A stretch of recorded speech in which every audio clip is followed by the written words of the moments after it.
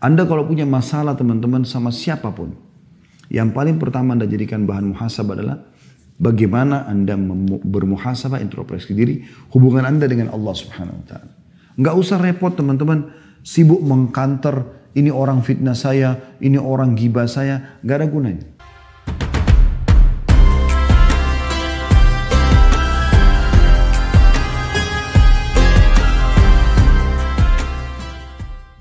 Assalamualaikum warahmatullahi wabarakatuh.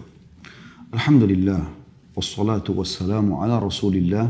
Segala puji dan puja kehadirat Allah subhanahu wa ta'ala. Juga salawat dan taslim kepada Nabi besar Muhammad sallallahu alaihi wa ala alihi wa sahbihi wasallam. Selamat bergabung teman-teman dari Malaysia. Ahlan wa sahlan.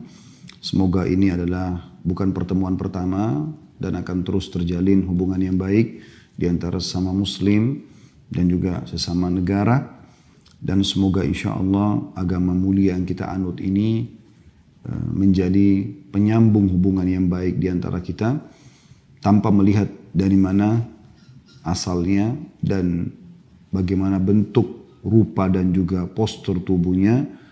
Yang penting apa yang disampaikan, kalau itu benar, kalau Allah, kalau Rasul, Allah berfirman, Rasulullah SAW bersabda, maka sudah selayaknya setiap muslim di muka bumi ini menerimanya.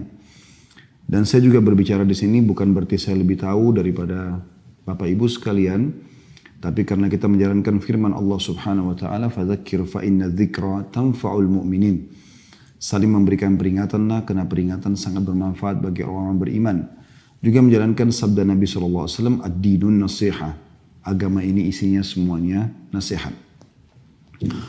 Kesempatan ini teman-teman sekalian, kita akan membahas tentang obat gundah dan gelisah.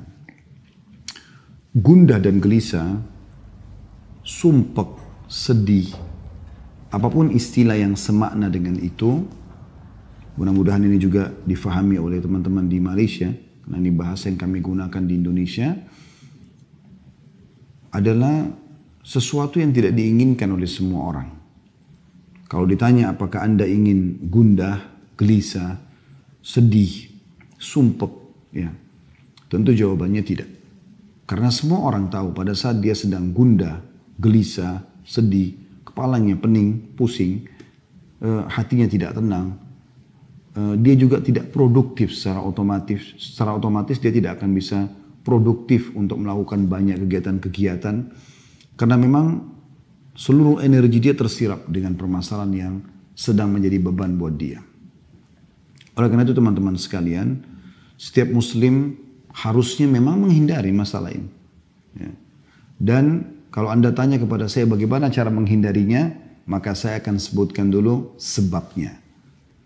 Sebab dalam Islam datangnya gundah, ya, sedih, gelisah itu justru dari dua hal.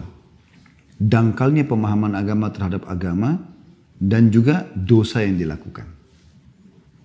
Kalau Anda faham agama Anda, maka Anda akan kembali kepada hadis Nabi SAW riwayat Bukhari Muslim,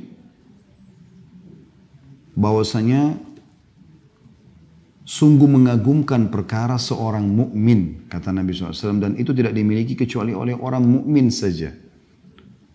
Kalau dia diberikan, dan semua perkaranya baik, semua urusannya baik. Kalau dia diberikan nikmat, dia sedang senang, maka dia selalu bersyukur. Kalau dia diberikan cobaan, maka dia akan bersabar. Kalau Anda punya ilmunya, Anda akan tahu. Ternyata pada saat selama ini saya senang, maka kuncinya supaya bertahan dan bertambah syukur.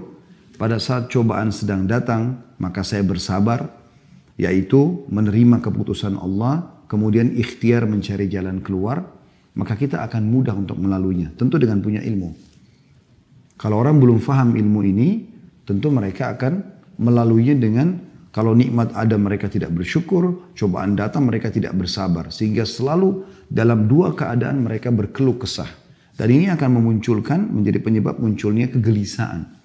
Karena selalu merasa tamak dan tidak cukup dengan nikmat yang ada, dan selalu tidak bisa melalui dengan kesabaran cobaan yang sedang ada. Padahal syukur dalam sebuah nikmat dan sabar dengan cobaan yang sedang datang, dua sayap Ya. Seperti kalau pesawat punya 2 sayap yang bisa mengimbangi perjalanan kita selama kehidupan di muka bumi ini.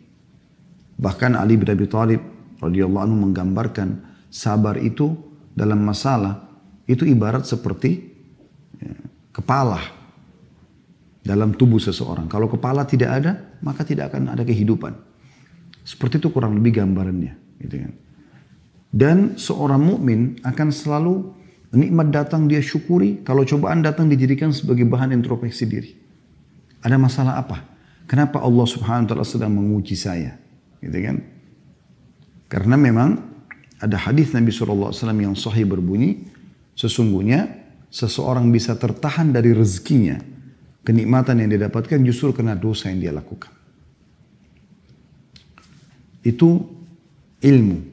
Kalau dia tahu teorinya, dia akan lebih mudah untuk melaluinya. Oleh karena itu teman-teman saya ajak, jangan pernah berhenti untuk selalu komunikasi dengan para ulama-ulama kaum muslimin. Dengan da'i-da'i. Nah, di Indonesia Masya Allah melimpah sekali da'i-da'i dan ulama. Di Malaysia pun begitu. Saya beberapa kali diundang oleh teman-teman di sana. Masya Allah banyak tokoh-tokoh masyarakat kita yang punya ilmu, kapabilitas yang cukup. Tinggal bagaimana kita sering komunikasikan sama mereka. Pada saat Anda punya perusahaan, Anda selalu jangan lepas untuk komunikasi dengan para ulama. Kira-kira ini halal atau tidak. Kira-kira pegawai ini, kalau dia melakukan pelanggaran seperti ini, secara agama, saya udah boleh berhentiin atau belum. Gitu kan. Atau apa saja. Ya, sumber, modal, sistem yang sedang dipakai, produk yang dijual, apakah semua sudah sesuai dengan agama. Jadi selalu ada agama yang menjadi pengontrolnya. Begitu juga dengan Anda dalam rumah tangga. Ada figur ulama yang Anda jadikan sebagai penengah dalam masalah-masalah dalam rumah tangga. Apakah antara suami istri, apakah antara orang tua sama anak, apakah anak sama orang tua, atau mungkin sama kerabat secara umum.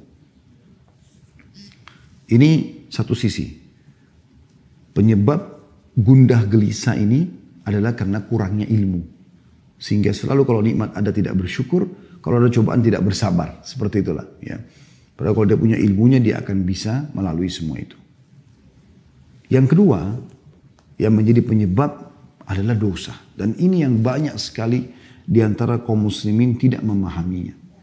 Sebenarnya suntuk, sumpek, sedih itu karena dosa. Tidak ada alasan yang lain. Ya.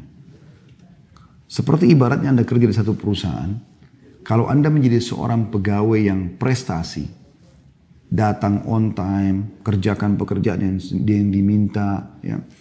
Kita selalu mengikuti peraturan yang ada. Maka saya yakin Anda akan senang saja, happy aja di perusahaan itu. Begitu juga dengan atasan Anda pun akan mendapatkan semua bonus, gaji yang dijanjikan. Berbeda sekali dengan pegawai yang ugal-ugalan. Dalam bahasa Indonesia ugal-ugalan. Orang yang teledor, lalai. Dia datang kapan dia mau, pekerjaan tidak selesai, sering melanggar peraturan-peraturan. Maka kita akan temukan orang seperti ini akan ada tekanan-tekanan dari perusahaan. Ancaman-ancaman, mengurangi fasilitas dia. Sehingga membuat dia jadi gelisah. Dia sendiri melahirkan kegelisahan itu. Kegundahan itu muncul karena perbuatan dia. Jadi karena ada pelanggaran. Kalau tidak ada pelanggaran tidak akan terjadi hal itu. Oleh karena itu teman-teman jangan pernah dianggap remeh sedikit pun tentang masalah pelanggaran. Kita kembali kepada histori awal ayah kita Adam alaihissalam. Nabi Adam alaihissalam diciptakan oleh Allah Subhanahu wa taala lalu diletakkan di surga. Kita sudah tahu semuanya. Taruh di surga bersama istrinya Hawa alaihi wassalatu wassalam. Allah Subhanahu wa taala menyuruh Nabi Adam dan Hawa boleh menikmati apa saja di surga. Semuanya, istanahnya, buah-buahannya, airnya, semuanya. Allah menguji Nabi Adam AS dengan mengatakan, hanya jangan sentuh satu pohon ini. Ini saja. Karena ini saya melarangnya kata Allah. Udah selesai. Iblis datang mengganggu Adam AS. Lalu membisikkan bisikannya yang menggoda. Mengatakan, wahai Adam, sesungguhnya engkau tidak dilarang memakan buah ini kecuali karena kalau kau makan kau akan jadi kekal. Kau tidak akan melalui proses kematian. Maka Nabi Adam pun tergoda lalu kemudian memakan buah tersebut. Lalu karena kemaksiatan kepada Allah ini Allah hukum Adam alaihissalam. Coba teman-teman kita renungi dulu firman Allah subhanahu wa ta'ala. Saya berharap teman-teman buka di aplikasi handphonenya Al-Quran. Surah Toha, surah nomor 20, ayatnya 121 sampai 127. Saya ulangi, surah Toha, surah nomor 20, ayat 121 sampai 127. Saya akan bacakan. A'udzu billahi minasyaitonir rajim. Wa 'asa Adamu rabbahu fagawa. Thumma ijtabahu rabbuhu fataba 'alaihi wa hada.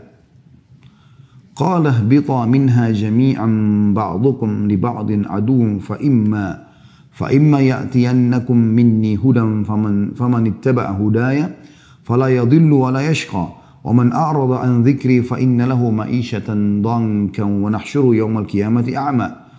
Qala rabbi lima hasyartani a'ma wa qad kuntu basira. Qala kadzalika atatka ayatuna fanasitaha wa kadzalika al-yawma tunsa. Wa kadzalika najzi man asrafa wa lam yu'min bi ayati rabbih wal 'adzabul akhirati asyaddu wa abqa. Terjemahannya, dan Adam pun mendurhakai Rabbnya. Ini awal kemaksiatan terjadi.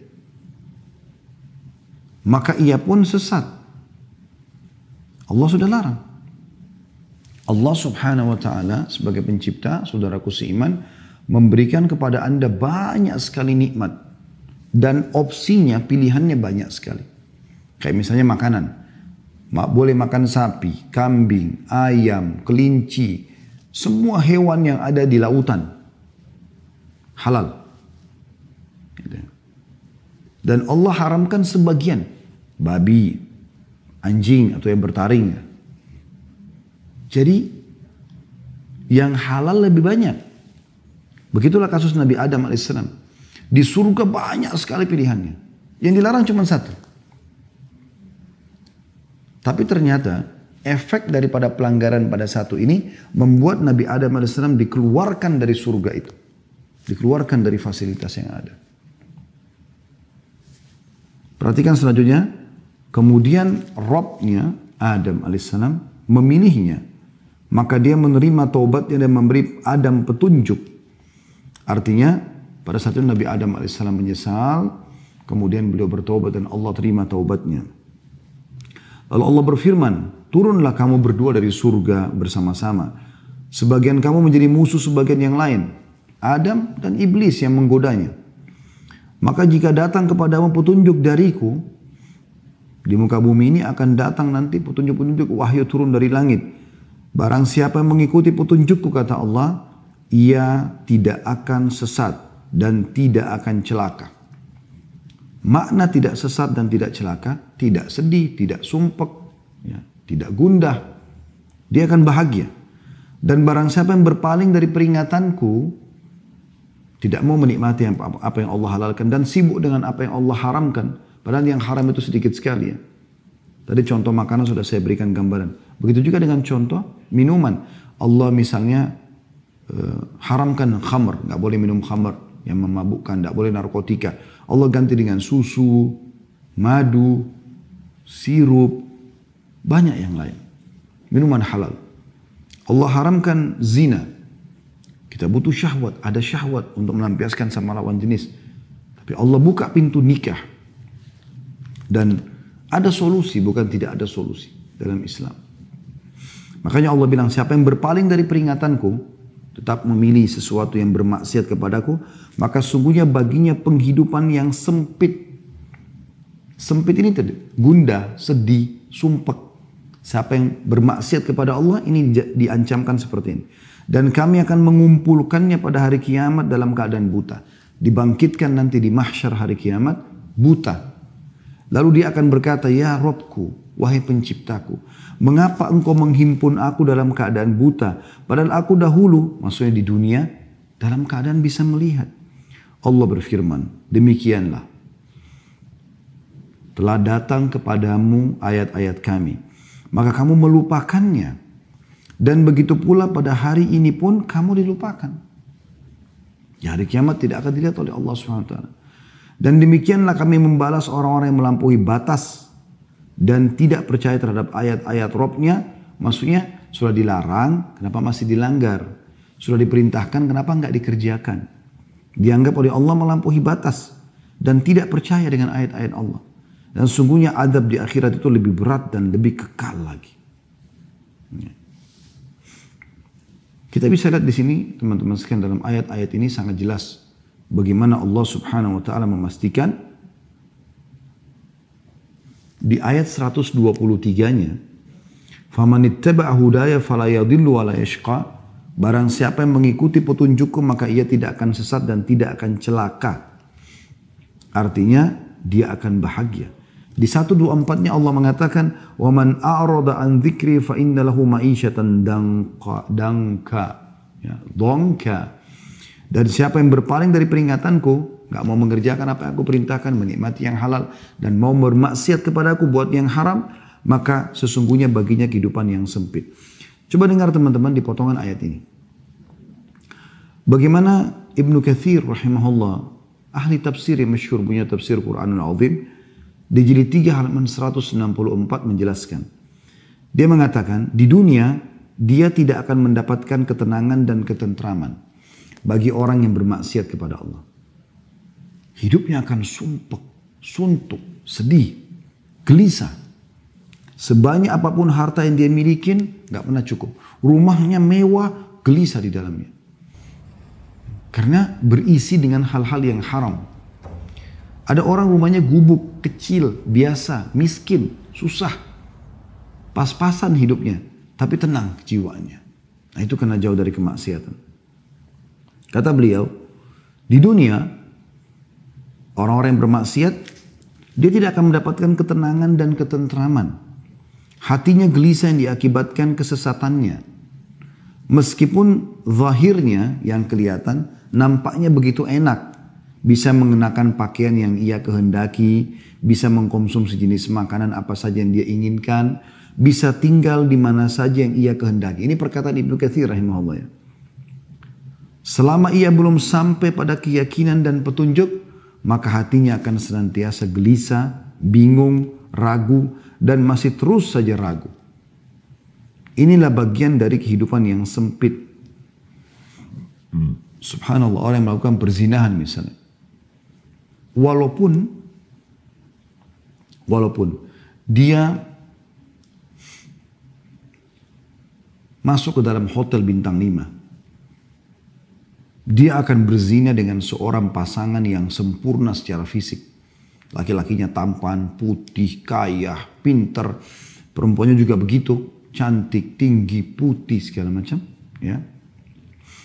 Nah, tetap saja pada saat mereka mau melakukan, mereka punya rasa ketakutan. Dan pada saat mereka sudah melakukannya pun, tidak ada ketentraman jiwa. Ada sesuatu yang sumpek. Ketakutan, ada beban pikiran. Tidur mimpinya buruk. Dan akan sangat beda sekali dengan orang yang melakukan dengan pasangan halalnya, suami istri. Mereka akan tenang secara kejiwaan. Orang juga semua tahu mereka dalam kamar melakukan biologis. Ke hotel pun mereka tidak pernah ragu karena jelas statusnya, jelas pasangan halal suami istri. Maka biologis pun setelah biologis itu tenang. Terlihat wajahnya berseri-seri. Berbeda. Halal sama haram beda. Kata beliau, alangkah seringnya kita melihat dan mendengar berita tentang orang-orang yang memiliki harta yang sangat banyak. Mati bunuh diri dengan terjun dari tempat-tempat yang tinggi atau gedung-gedung. Apa yang menyebabkan mereka melakukan itu? Pasti penyebabnya adalah sempitnya kehidupan yang menderahnya akibat berpaling dari zikrullah. Kalau orang-orang yang berpaling dari zikrullah mengingat Allah tidak bertaubat, maka akibatnya mereka akan dikumpulkan pada hari kiamat di padang mahsyar dalam keadaan buta. Sebagaimana Allah sudah menyebutkan itu dalam surah Al-Isra, surah nomor 17 ayat 72. A'udzu billahi minasyaitonir rajim wa man kana fi hadhil a'ma fa huwa fil akhirati a'ma wa adallu sabila. Siapa yang dalam kehidupan dunia ini buta hatinya dari maksiat kepada maksiat dan orang-orang yang tidak punya ilmu agama, mereka kalau buat dosa mereka tidak taubat. Mereka sudah berzina, mereka sudah mencuri, mereka sudah membunuh, Lalu mereka tidak tahu harus kemana arahnya. Besoknya diulangi lagi, berzina lagi, ke diskotik lagi, mabuk-mabukan lagi. Tambah sumpek di atas sumpek. Dan akhirnya membuat dia menutup hidupnya dengan bunuh diri. Berapa banyak orang, aktor-aktor yang sudah terkenal, sudah sampai pada tingkat ya, terkenal sekali, famous sampai luar biasa, seluruh dunia mungkin mengenalnya.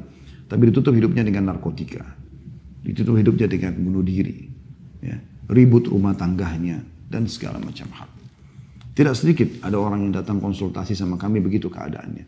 Secara zahir kelihatannya bahagia, karena selalu di medsos itu tampil mesra sama pasangannya, expose ini, expose, tapi di dalam tidak seperti itu. Mereka ada yang banyak datang kepada kami berbicara dan ternyata tidak seperti itu keadaannya. Tidak seperti apa yang diperlihatkan di depan umum. Dan itu yang terjadi. Oleh karena itu teman-teman sekalian, kita harus benar-benar memikirkan masalah ini. Kalau ternyata penyebab dan akibat daripada maksiat ini besar sekali. Ya, besar sekali akibatnya. Baik, kita coba teman-teman sekalian lebih dalam lagi untuk mempelajari kira-kira efek-efek apa yang didatangkan dari kemaksiatan itu. Seperti apa sih kira-kira? Yang pertama sekali yang bisa datang, ya, yaitu dia akan mendatangkan kemurkaan Allah Subhanahu wa Ta'ala. Dan murka Allah ini berbahaya sekali. Karena kalau sudah Allah pencipta langit dan bumi ini murka, pemilik jasad Anda murka dengan Anda, ini bahaya sekali. Segala macam ancaman bisa datang kepada Anda. Tadi biar kita pakai baju bagus, biar rumah kita bagus, di apartemen mewah, punya mobil mewah, pekerjaan banyak, titel dan jabatan menumpuk. Tetap sumpek. Tetap sedih. Karena sebenarnya dia sedang melakukan sesuatu yang merusak hubungan dia dengan Sang Pencipta langit dan bumi. Karena kita kalau sedang punya nikmat teman-teman sekalian, lagi makan enak, lagi berpakaian, lagi segala macam enak, yang ciptakan kita Allah, yang ciptakan nikmat itu Allah, yang bisa mempertahankannya hanya Allah. Kalau kita sedang sedih dan punya masalah, maka yang ciptakan kita Allah, yang ciptakan masalah itu Allah, yang bisa menghilangkannya juga hanya Allah. Itu yang sering Anda dengar mungkin, Qul inna salati wa nusuki wa mahyaya wa mamati lillahi rabbil alamin. Katakan hai Muhammad dan ajarkan kepada umatmu. Salatku, ya, Qul inna salati wa nusuki, sembelihanku, ya, ibadahku, wa mahyaya, kehidupanku, wa mamati, dan hidup matiku lillahi rabbil alamin, itu Tuhan alam semesta. Itu konsep dasarnya seorang muslim. Anda kalau punya masalah teman-teman sama siapapun, yang paling pertama Anda jadikan bahan muhasabah adalah bagaimana Anda bermuhasabah, introspeksi diri, hubungan Anda dengan Allah Subhanahu wa Ta'ala. Nggak usah repot teman-teman, sibuk mengkanter, ini orang fitnah saya, ini orang gibah saya, nggak ada gunanya. Usaha saya bangkrut karena sebab ini, sebab itu hanya sebab-sebab agar ada cerita di tengah manusia.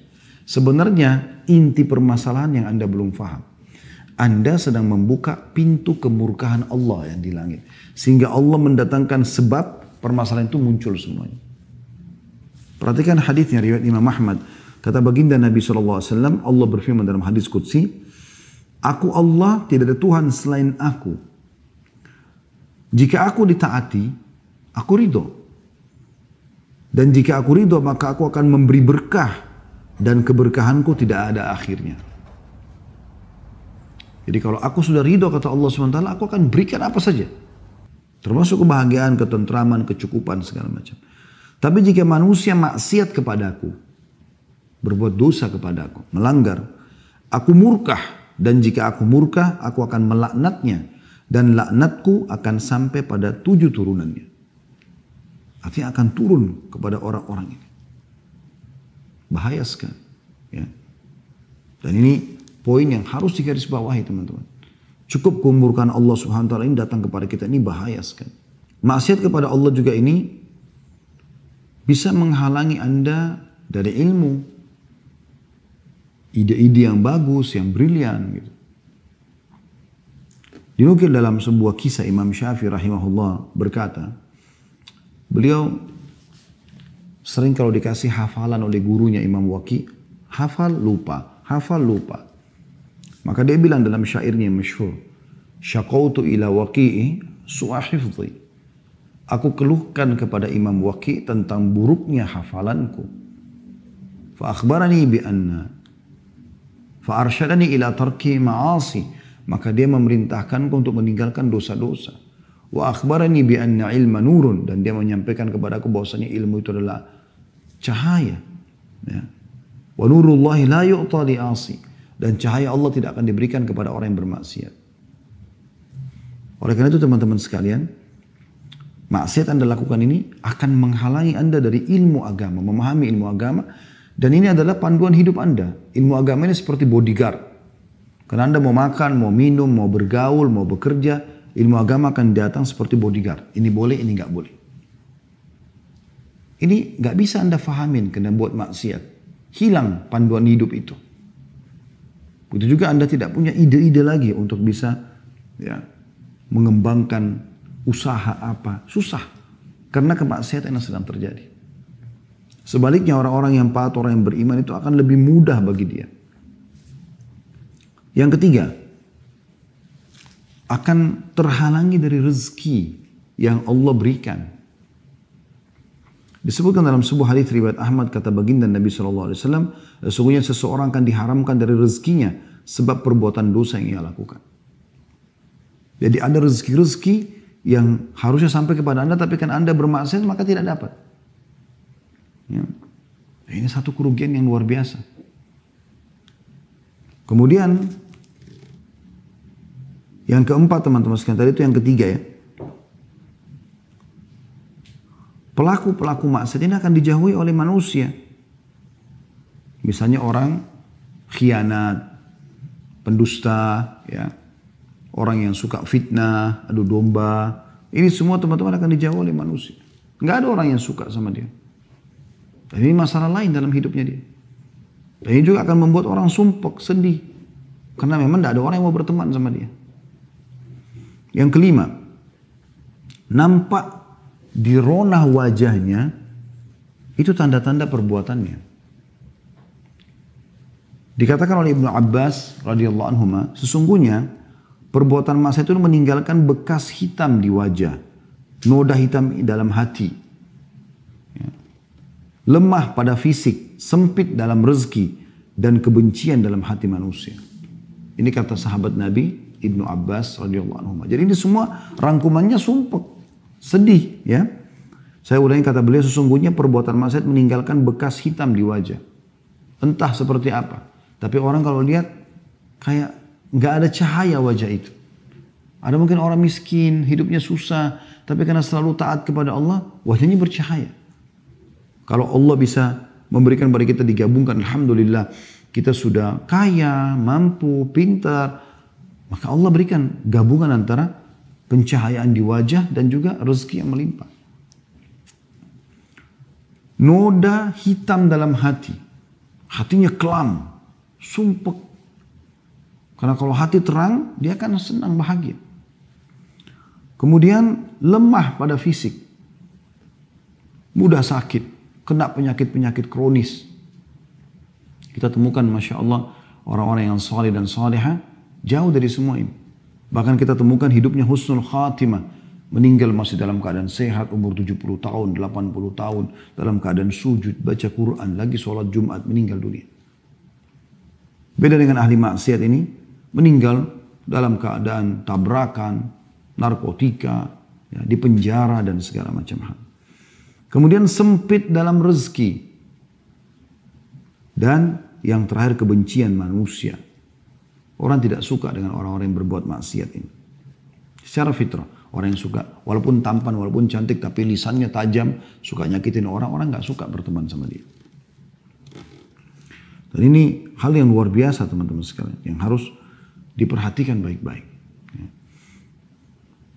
Efeknya luar biasa. Kemudian yang keenam, lidahnya itu bisa menjadi clue pada saat meninggal, ajal datang.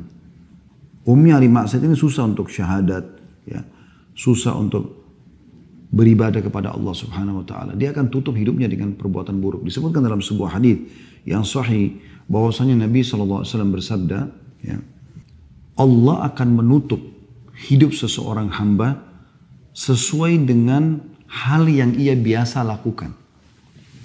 Jadi kalau teman-teman mau lihat orang ini husnul khatimah atau su'ul khatimah, apakah hidupnya baik atau buruk, ya, itu teman-teman sekalian lihat beberapa hari sebelum dia meninggal.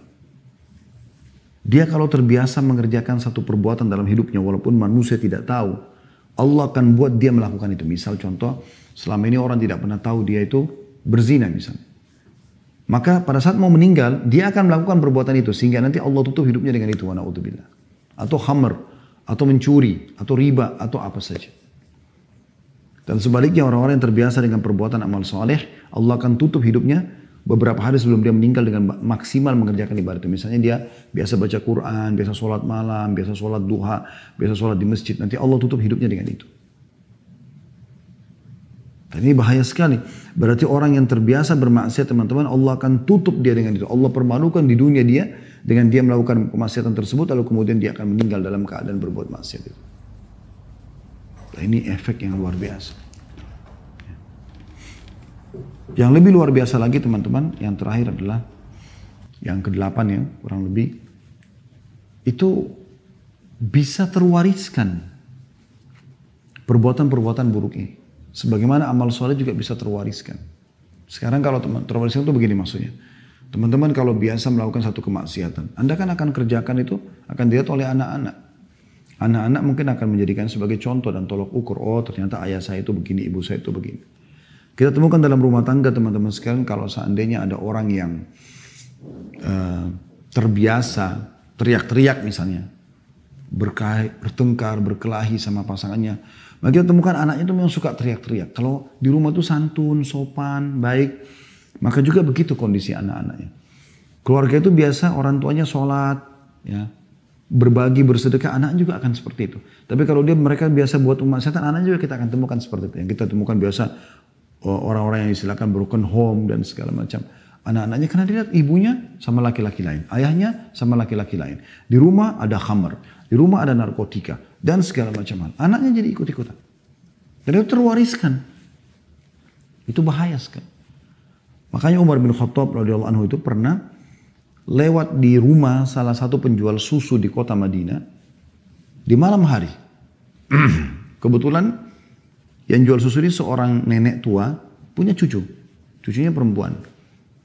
Kemudian dia mengatakan pada cucunya, susu sekarang ini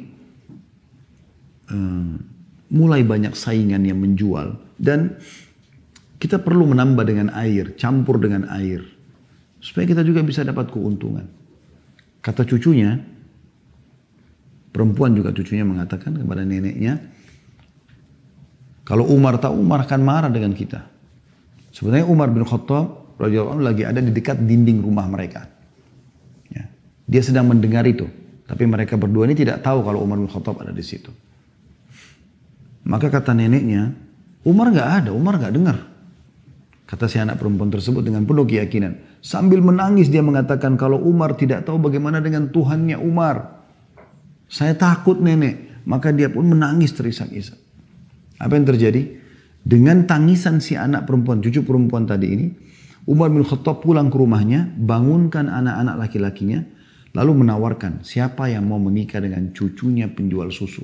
Padahal waktu itu Umar bin Khattab khalifah. Anaknya semua ini ada anak-anak raja. Disuruh nikah dengan cucu penjual susu. Kenapa? Karena Umar bin Khattab tahu bahwasanya si cucu tadi ini tidak mungkin mengingatkan neneknya sambil menangis kecuali karena keimanannya. Umar bin Khattab membeli keimanan itu karena tahu nanti juga akan terwariskan itu.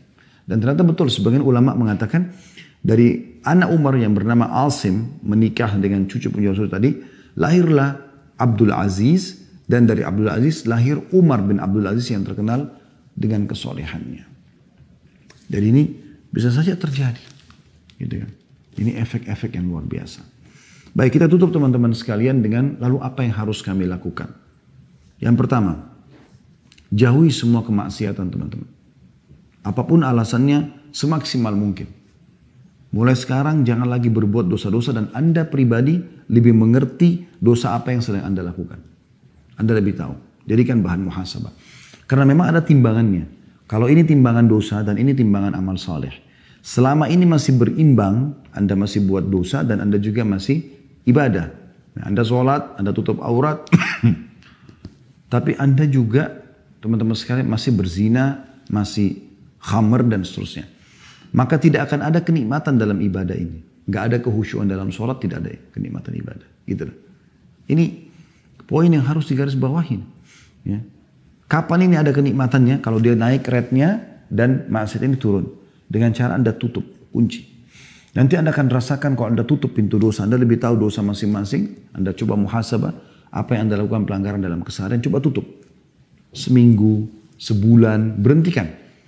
Caranya baca ancaman Allah di dosa itu. Ketik di Google ancaman zina, ancaman riba, ancaman ini. Supaya Anda tinggalkan. Nanti ini kalau terkunci, Anda lakukan ibadah yang biasa saja. Sholat 5 waktu, sholat duha, zikir pagi petang, baca beberapa ayat Al-Quran, silaturahim keluarga yang sudah biasa. Ini akan naik nanti, naik. Nanti Anda akan rasakan kehusyuan yang luar biasa. Yang Anda tidak rasakan sebelumnya. Kan begitu. Jadi tinggalkan semua maksiat. Karena maksiat itu untuk dipelajari dan ditinggalkan. Kalau Anda pernah lakukan dulu, bertaubat kepada Allah. Taubat itu adalah tiket VIP untuk menuju kepada surga Allah SWT. Dan juga mengembalikan semua fasilitas di dunia. Karena dengan taubat, berarti dimaafkan kesalahan kita, rezeki akan datang kepada kita di dunia. Dan di akhirat kita akan selamat masuk surga insya Allah. Yang kedua teman-teman sekalian. Jadikan sebagai bahan introspeksi diri. Selain jauhkan maksiat. Kalaupun sampai sudah terjadi sumpek dan sedih itu, jadikan bahan muhasabah. Kalau Anda punya kesalahan, taubat kepada Allah. Kalau Anda tidak salah dan ternyata ada gunjingan, ada fitnah yang datang, maka itu murni cobaan dari Allah. Anda bersabar. Aisyah radhiyallahu anha ummul mukminin difitnah, berzina sama Safwan, padahal beliau tidak kerjakan. Tapi itu hanya akan menambah kemuliaan bagi dia. Karena kadang-kadang untuk pindah ke satu level, Allah datangkan ujian kepada Anda.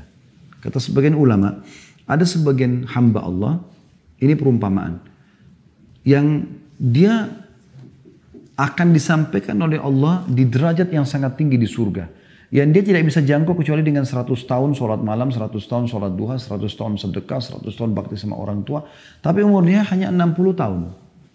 Umur dia hanya 60 tahun. Maka Allah datangkan ujian buat dia. Dia difitnah, bangkrut usaha, kena penyakit 10 tahun. Untuk mencapai derajat tersebut. Karena dengan amal sholat dia tidak cukup. Kalau dia tidak ada buat kesalahan. Kalau dia buat kesalahan, ya sudah introspeksi diri. Tutupin aib itu, bertobat kepada Allah, kembali kepada Allah SWT. Jadi poin pertama, tinggalkan semua maksiat semaksimal mungkin. Kalau Anda bisa lakukan, sudah selesai. Alhamdulillah. Tapi kalau sudah terlanjur terjadi, tahap kedua adalah bagaimana Anda introspeksi diri. Kalau dari diri Anda, segera tobat kepada Allah. Kemudian kalau bukan dari Anda, murni cobaan, maka bersabar. Yang ketiga, dan ini yang tidak kalah penting teman-teman sekalian, sering ucapkan doa-doa. Ada beberapa doa. Ya. Yang pertama sekali adalah saya ingin sebutkan hadis Nabi SAW. Dan ini disebutkan kalau Rasulullah SAW sedang merasa ada penderitaan, ada kesusahan, maka beliau membaca ini. Dalam hadis dikatakan dari Ibnu Abbas radhiyallahu anhuma bahwasanya Nabi SAW berdoa ketika kesusahan, misalnya pasukan perang, beliau berharap bisa menang, gitu kan. Ada masalah-masalah peceklik yang sedang datang, musim panas, maka Nabi SAW baca La ilaha illallahul azimul halim. Ya, kalau sempat tulis Alhamdulillah, kalau enggak maka mungkin bisa didengarkan, semoga bisa dihafal. La ilaha illallahul azimul halim. Artinya tidak ada Tuhan yang berhak disembah kecuali Engkau ya Allah. Al-azim yang maha agung, al-halim ini adalah yang maha bijaksana, lembut. La ilaha illallah rabbul arshil azim. Ini potongan keduanya. Tidak ada Tuhan yang berhak disembah kecuali Allah, pemilik singgasana yang agung. Potongan ketiga, la ilaha illallah rabbus samawati wa rabbul ardi wa rabbul arshil karim. La ilaha illallah, tidak ada Tuhan yang berhak disembah kecuali Allah, rabbus samawati wal ard, Tuhan pemilik langit dan pemilik bumi, wa rabbul arshil karim, pemilik singgasana yang agung. Jadi saya ulangi, la ilaha illallahul halimul, la ilaha illallahul azimul halim, azim agung, Halim itu sabar, penyayang, dan seterusnya bisa bermakna itu. Kemudian la ilaha illallah rabbul arsyil azim. Tidak ada Tuhan yang berhak disembah kecuali Allah, pemilik singgasana yang agung. La ilaha illallah, tidak ada Tuhan yang berhak disembah kecuali Allah. Rabbus samawati wa rabbul ard, Tuhannya langit dan Tuhannya bumi. Wa rabbul arsyil karim, dan pemilik singgasana yang mulia. Ini diriwayatkan oleh Bukhari Muslim. Jadi Nabi SAW sering ucapkan itu kalau beliau merasa ada sesuatu yang mengganjal.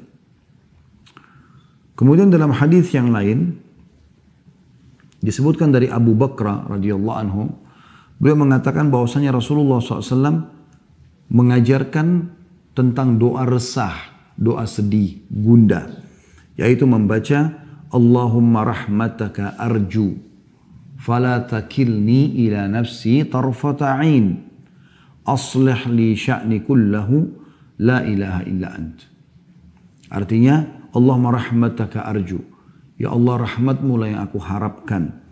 Fala takilni ila nafsi tarfata ain, maka jangan pernah engkau sandarkan keputusanku pada diriku sekejap mata. Jadi biarkan engkau yang memutuskan semua ya Allah. Aslih li sya'ni kullah, perbaikan semua urusanku. La ilaha illa ant, tiada Tuhan yang berhak disembah kecuali engkau. Hadis ini sahih, diriwayatkan oleh Abu Daud dan dihasankan oleh Syekh Albani. Juga dalam riwayat yang lain, riwayat yang dihasankan oleh Al-Albani, diriwayatkan oleh Tirmidzi, yaitu dari Anas bin Malik radhiyallahu anhu bahwasanya Nabi SAW jika disusahkan sebuah perkara, beliau membaca ya Hayyu ya Qayyum birahmatika astaghits. Wahai zat yang maha hidup dan terus menerus mengurus makhluknya, ya Hayyu ya Qayyum birahmatika astaghits, dengan rahmatmu lah aku memohon pertolongan. Kemudian dalam hadis yang lain, ini beberapa jenis doanya ya. Ini kurang lebih doa yang keempat.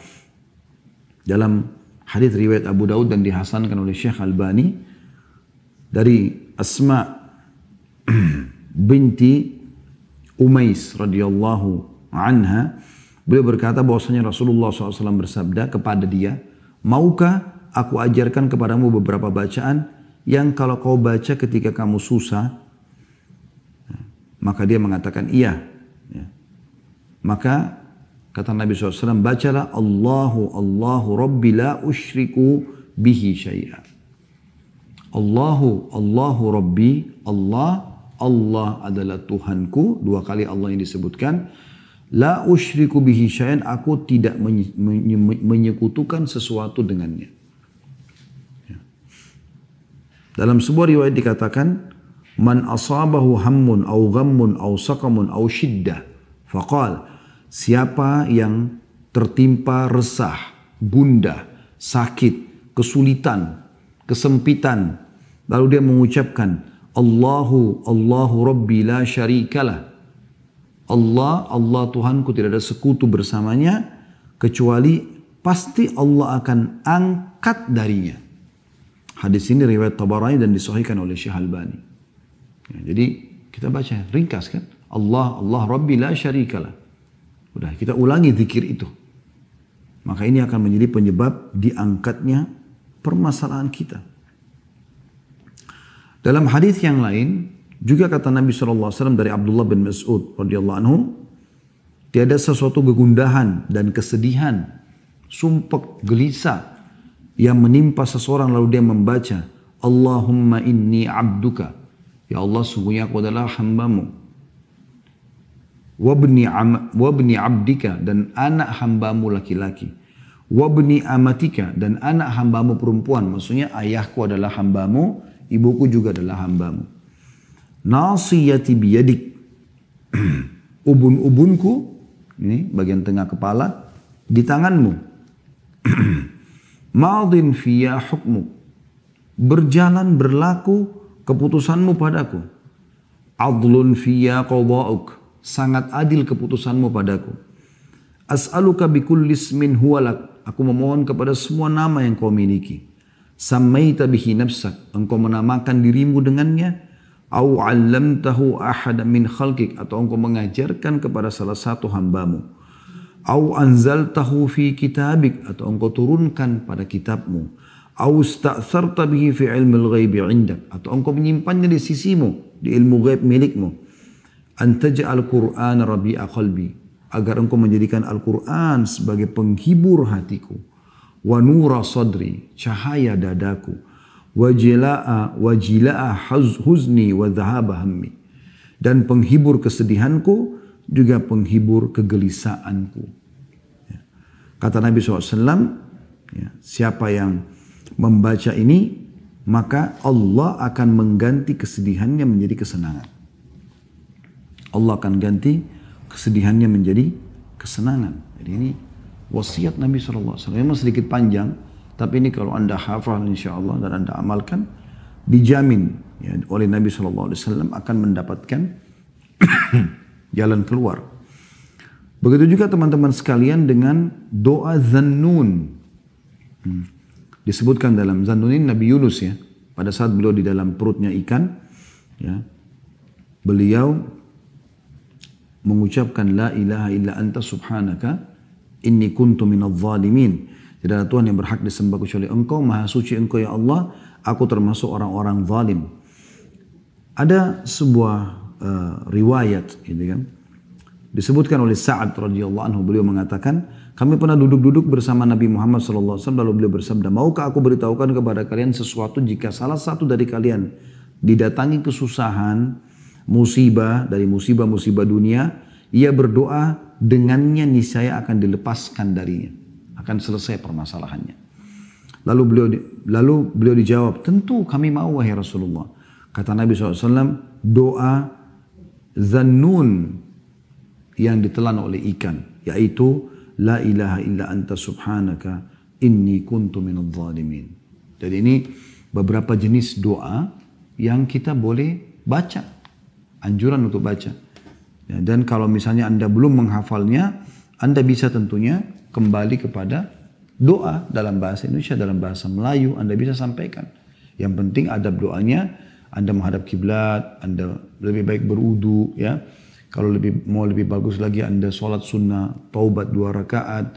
Selesai salam, anda mengangkat tangan ke langit, jangan lupa puji Allah dulu minimal, alhamdulillah. Kemudian baca salawat kepada Nabi SAW, wassalatu wassalamu ala rasulillah. Lalu bahasa Melayu atau bahasa Indonesia. Ya Allah, sungguhnya hambamu ini telah tertimpa penyakit yang sudah sekian tahun menderita. Ya. Angkatlah penyakit ini ya Allah, hanya Engkau lah yang bisa memberikan kesembuhan. Ya Allah, hambamu ini sudah lama menikah, belum memiliki keturunan. Maka mudahkanlah keturunan untukku ya Allah. Sebagaimana Engkau karuniakan keturunan kepada Nabi Zakaria. Ya.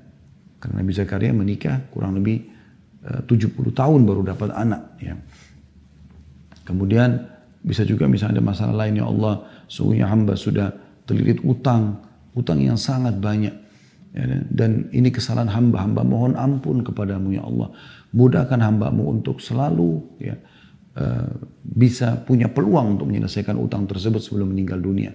Dan semua keluh kesah kita bahasakan dengan penuh keyakinan teman-teman.